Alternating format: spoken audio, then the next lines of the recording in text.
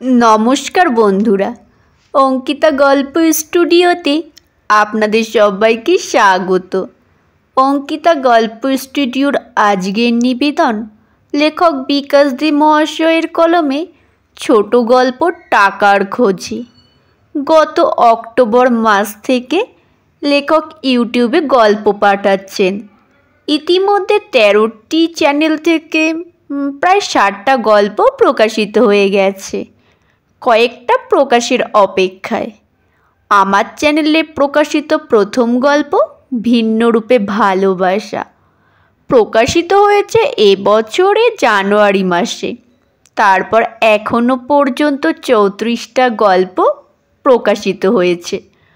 শ্রদ্ধেয় বিকাশ দে মহাশয়ের গল্প আপনাদের ভালো লাগলে সেগুলো শুনতে পারেন। তো চলুন আর দেরি না করে শুরু করছি আজকের গল্প টাকার খোঁজে। কাল মাঝরাতের পর থেকেই মায়ের ভীষণ জ্বর ও ডায়রিয়া, তাই ঘুমোতে বেশ দেরি হওয়ায় আজ সকালে ঘুম থেকে উঠতে শোভনার ঘণ্টাখানেক দেরি হয়ে গেছে। অন্যদিন 5:30টার আগে সে ঘুম থেকে উঠে যায়। সকালে ঘুম থেকে উঠেই শোভনার ডাক্তার রায়ের বাসায় চলে যায়। এই ডাক্তারকে তার বড় ভালো লাগে। অসুখ বিসুখ হলেই ওনার কাছে চলে যায়। ডাক্তারবাবু প্রায় সময় কিছু ওষুধ ফ্রি দেন। শোভনার ডাক্তারবাবুকে তার মায়ের অসুখের কথা সব খুলে বলল। শোভনার কাছ থেকে সব শোনার পর ডাক্তারবাবু বুঝতে পারলেন রোগীর অবস্থা বেশ সিরিয়াস। এখনই ওষুধ খাওয়ানো দরকার। তার কাছেও তেমন কোনো ওষুধ নেই যা দিয়ে তিনি শোভনাকে কিছুটা সাহায্য করতে পারবেন। তাই প্রেসক্রিপশান লিখে শোভনার হাতে দিয়ে ডাক্তারবাবু বললেন, এই ওষুধগুলো খাওয়াতে হবে, না কমলে বিকেলে আমাকে জানাবে, আর ইঞ্জেকশনটা যত তাড়াতাড়ি সম্ভব নিতে হবে। শোভনা বাসায় ফিরে এলো। মাস শেষ হতে এখনও 2 দিন বাকি। শোভনা ও তার মা দুজনেরই হাত একদম খালি। এই রকম খুব কমই হয়। কেউ এখনও বেতন পায়নি, 2-4 দিনের মধ্যেই পেয়ে যাবে। বাসা থেকে শোভনা বেরিয়ে পড়ল। পাড়ার ফার্মেসিতে এসে ডাক্তারের প্রেসক্রিপশানটা দেখিয়ে জিজ্ঞেস করলো, এই ওষুধগুলো আছে? প্রেসক্রিপশানে চোখ বুলিয়ে ফার্মেসির বাচ্চা ছেলেটা বলল, হ্যাঁ। শোভনা জিজ্ঞেস করল, ওষুধগুলোর দাম কত হবে? কিছুক্ষণ ক্যালকুলেটর মেরে ছেলেটি বলল, 840। এত দাম? আবার ক্যালকুলেটর টিপে ছেলেটি বলল, এক কাজ করো, এত টাকা তোমার কাছে না থাকলে এখন 500 টাকার মতো ওষুধ নিয়ে যাও, পরে। হাত তুলে ছেলেটাকে থামিয়ে দিয়ে খুশি হয়ে শোভনা বলল, ঠিক আছে, দয়া করে ওষুধটা দিন, আমি এখন টাকা দিতে পারবো না, কাল এসে পুরো টাকা দিয়ে বাকি ওষুধগুলো নিয়ে যাব। সাথে সাথেই দোকানের ছেলেটা বলে উঠল, তা তো হবে না, মালিক নেই, আমাদের বাকি দেওয়ার অর্ডার নেই। শোভনা জিজ্ঞেস করল, মালিক কখন আসবেন? ছেলেটা বলল, 10টা-11টায়। নিরাশ হয়ে শোভনা ফিরে এলো বাসায়। কি করবে শোভনা ভেবে পাচ্ছে না। বাসায় সোনার গহনা কিছুই নেই যা বন্ধক দিয়ে কিছু টাকা ধার নেওয়া যাবে। শোভনার বেশ ছোট এক ভাই। শোভনার বয়স যখন 5 বছর, তখন তার বাবা নিরুদ্দেশ হয়ে যায়। তারপর থেকে শোভনার মা নিরুপায় হয়ে মানুষের বাসায় ঠিকে ঝিয়ের কাজ করতে আরম্ভ করল।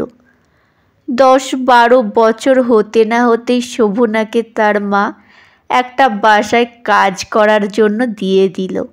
সারাদিন সেখানে থাকবে, কাজ করবে, 2 বেলা সেখানে খাবে, বেতনও পাবে। মা ও মেয়ে দুজনের রোজগার, এতে সংসারের আয় কিছুটা বাড়ল। 9:30 বাজতেই শোভনা আবার ফার্মেসিতে গেল। ফার্মেসির মালিক এলেন প্রায় 10:30টায়। শোভনা মালিককে বলল, কাকু, মায়ের ভীষণ জ্বর ও ডায়রিয়া। তার কথায় মালিক কিছুটা অনুমান করতে পারলেন বোধহয়। ভুরু কুঁচকে তিনি শোভনার দিকে তাকালেন। শোভনা মালিককে প্রেসক্রিপশন দেখিয়ে বলল, কাকু, আপনি শুধু আজকের ওষুধটা দিয়ে দিন, দাম এখন দেব না, কাল এসে টাকা দিয়ে পুরো ওষুধ নিয়ে যাব। ফার্মেসির মালিক বললেন, তা তো হবে না, আগেরও কিছু টাকা পাওনা আছে, সে টাকাটা এখনও দাওনি। শোভনা ভাবল, যেভাবেই হোক ওষুধটা তার নিতেই হবে। মালিককে সে নরম সুরে বলল, কাল আপনার সব পাওনা মিটিয়ে দেব। গম্ভীর মুখে মালিক বলল, তুমি কাল এসো। ফার্মেসির মালিকের কথা শুনে শোভনা বুঝতে পারল আজ টাকা না পেলে তিনি কিছুতেই ওষুধ দেবেন না। বাধ্য হয়ে সে বেরিয়ে পড়ল ফার্মেসি থেকে। রাস্তায় পরিচিত কাউকে দেখতে পাচ্ছে না।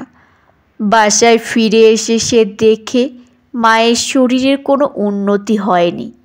মাঝে মাঝে শরীরটা কেঁপে উঠছে। কিছুক্ষণ ভেবে শোভনা অদূরে তাদের বাসার মালিক অসীমবাবুর বাড়িতে গেল। অসীমবাবু বাড়িতেই ছিলেন। শোভনা অসীমবাবুকে বলল, কাকু, আমি বড় বিপদে পড়েছি। শোভনার বিপদ মানেই টাকার দরকার। এটা বুঝতে পেরে বিরক্ত ভরা চোখে অসীমবাবু শোভনার দিকে তাকালেন। শোভনা বলল, মায়ের ভীষণ অসুখ। কী অসুখ এটা জিজ্ঞেস করার দরকারই মনে করলেন না অসীমবাবু। শোভনার মুখ থেকে চোখ ঘুরিয়ে নিলেন। শোভনা তবুও কাতর স্বরে বলল, আমাকে 500 টাকা ধার দেবেন, বেতন পেয়েই ফেরত দিয়ে দেব। অসীমবাবু বললেন, আমি ভাবছি তোর মায়ের কাছে যাব এ মাসের ভাড়ার টাকাটা আনতে। শোভনা বলল, ভাড়ার টাকাটা কাল পরশু দিয়ে দেব, এখন আমাকে টাকা না দিলে হবে না। ডাক্তারবাবু বলেছেন এখনই ওষুধ খাওয়াতে হবে। আমার কাছে এখন টাকা নেই। শোভনা তবুও বলল, কমপক্ষে 300-400 টাকা দিলেও চলবে। এবার অসীমবাবু খেঁচিয়ে উঠলেন, বললাম তো আমার কাছে টাকা নেই। শোভনা নিরাশ হয়ে ফিরে আসছে। গলার স্বর এক ধাপ বাড়িয়ে অসীমবাবু বললেন, ভাড়ার টাকাটা কাল দিয়ে যাবে, নইলে অন্য ব্যবস্থা নেব। শোভনা অবাক হয়ে যাচ্ছে। মাত্র 500 টাকা সে এখনো পর্যন্ত জোগাড় করতে পারছে না। ভীষণ হতাশ লাগছে নিজেকে। বাসায় ফিরে এসেও শান্তি নেই। শোভনা ভেবে পাচ্ছে না কি করবে, কার কাছে হাত পাতবে। টাকার যে ভীষণ দরকার। একটা অস্থিরতা ওর মনকে তোলপাড় করছে। সলিলবাবুর কথা শোভনার মনে পড়ে গেল।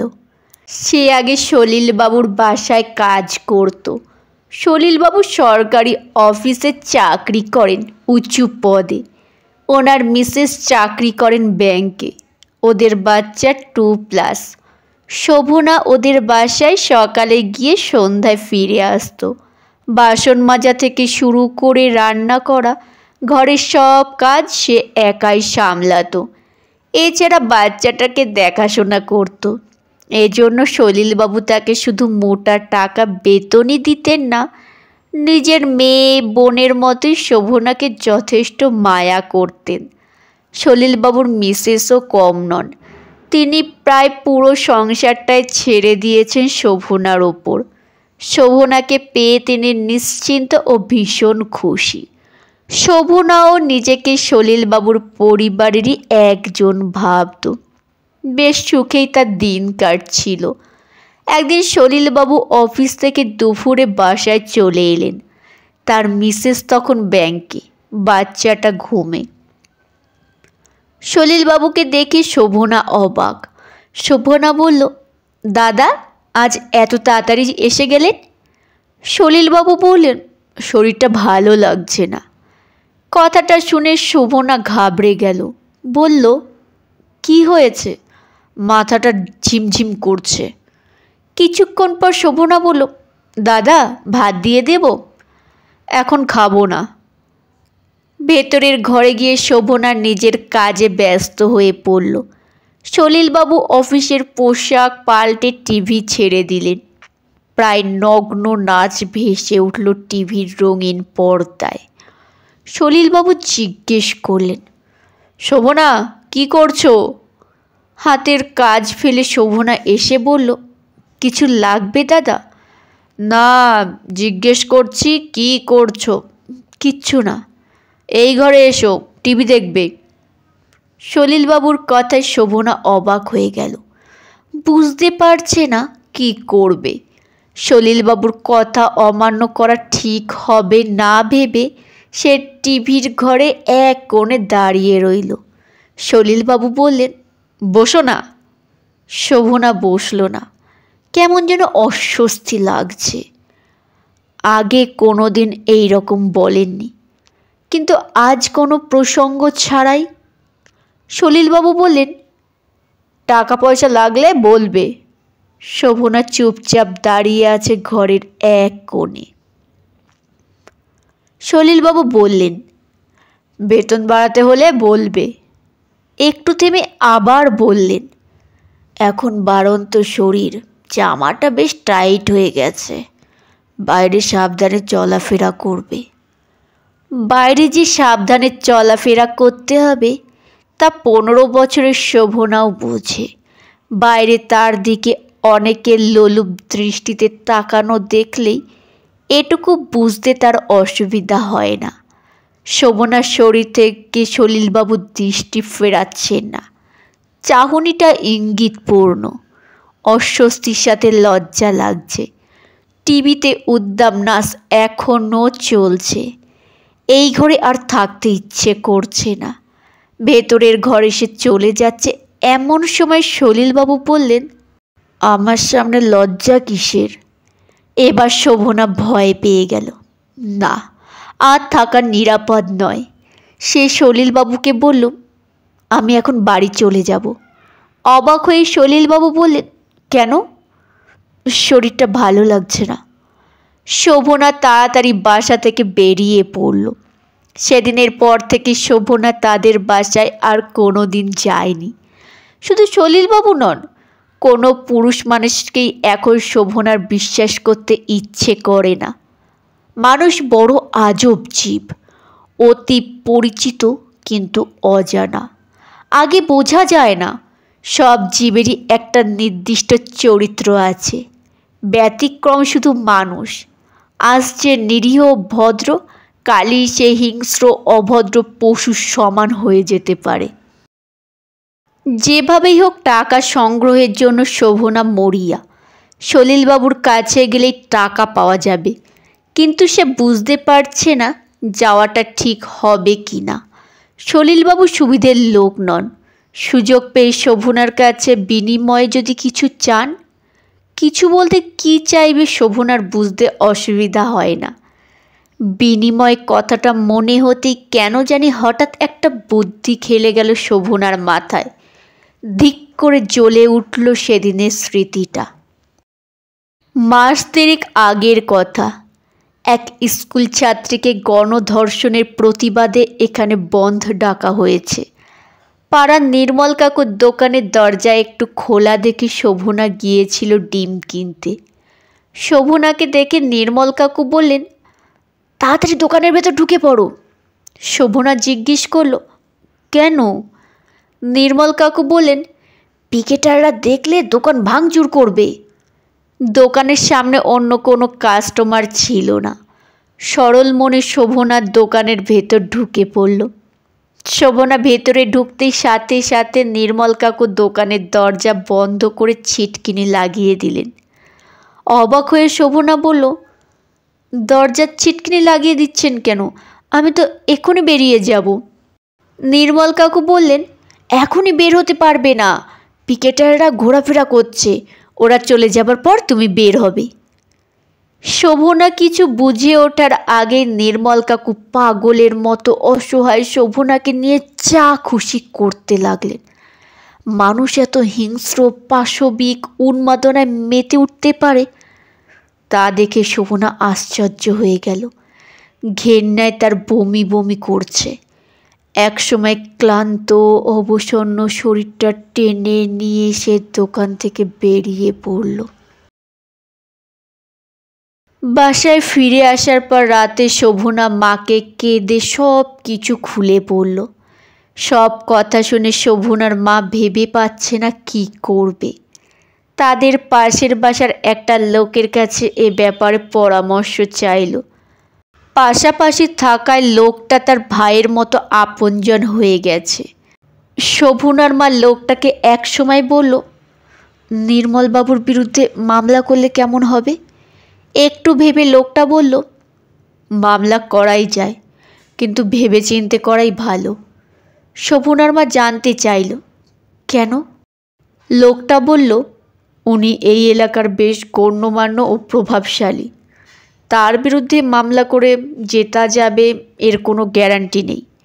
মিছিমিছি লোক জানাজানি করে কি লাভ? একটু থেমে বলল, মেয়ের ভবিষ্যৎ বলে একটা কথা আছে। শোভনার মা ভেবে দেখল কথাটা অযৌক্তিক নয়। অশিক্ষিত হলেও সে জানে অনেক অপরাধীর শাস্তি হয় না সাক্ষী উপযুক্ত প্রমাণের অভাবে।